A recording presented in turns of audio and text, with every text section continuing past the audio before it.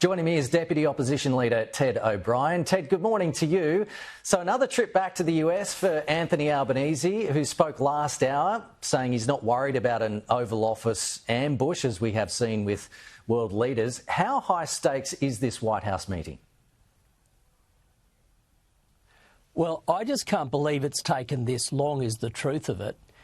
And I'm almost embarrassed that the entire country is waiting to see if the Prime Minister might actually shake the hand of the President of the United States. I mean, seriously, this is our most important ally. And yet our Prime Minister is hoping he might be able to shake the hand of the President. It just goes to a complete breakdown in the relationship. Nevertheless, absolutely welcome the news that now the Prime Minister might have a meeting with the President. It shouldn't have taken this long. They shouldn't have relied on trying to get handshakes on the sideline of international fora.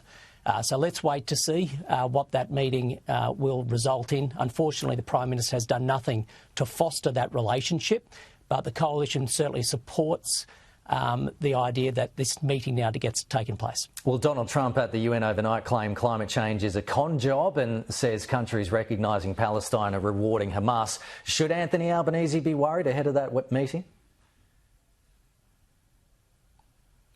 Look, I'm less interested in Anthony Albanese. I'm more interested in where Australia is at. And the Prime Minister has taken to the United Nations this week a 2035 climate target, which is going to make Australians poorer and our economy weaker. That's the main thing I'm concerned about. And unfortunately, the premature breach of a long-standing bipartisan position with respect to Palestine is also a wrong-footed move by the Prime Minister. Neither of these things enhance Australia, and neither of these things will deliver on the outcomes the Prime Minister thinks it will deliver. You're delivering a speech today at the Australia's Energy Nation Forum in Sydney, where you will talk about Labor's 2035 emissions reduction target. So what are you going to say? Ultimately, I'll be calling the government out. Here they are making a commitment on behalf of our nation and our people to reach a target for 2035 emissions reduction, and yet they can't tell the Australian people how they're going to get there. They can't say how much it is going to cost. They can't say who is going to pay. And that's really the key message that we want to get out there. Australians are getting poorer by the day, and this is a direct consequence of government policy. And it's just not fair on the average Australian to be committing our economy to become weaker, asking Australians to pay for a plan that the government withholds the costing information on. That's never been the case for how these things are done, and yet that's what the Prime Minister is doing.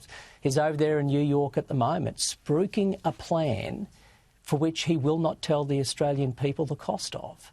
That has to be called out, because it is only going to lead to our economy becoming poorer, businesses closing. That's what's happened over the last 3 years, and there is no indication whatsoever that it's not going to get worse. And we have to keep talking about this. It's too important. Andrew Hastie is escalating tensions, it seems, within the Liberal Party, labelling some of his colleagues as nameless cowards and muppets in a social media post. Are you in contact with Andrew Hastie about his social media posts? Are they becoming a bit of a problem? Look, I'm in contact with all of my colleagues, including Andrew.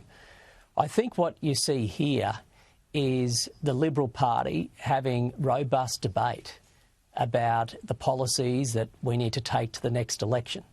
Now, I totally accept that for those who are more familiar with the Labor Party, which denies its own party members debate and freedom of opportunity to do so, can look at the Liberal Party at times and say, gee, you know, these guys seem to be out there. They're really having debates about different topics. What's going on? Well, you know what? That's actually how you get to good policy.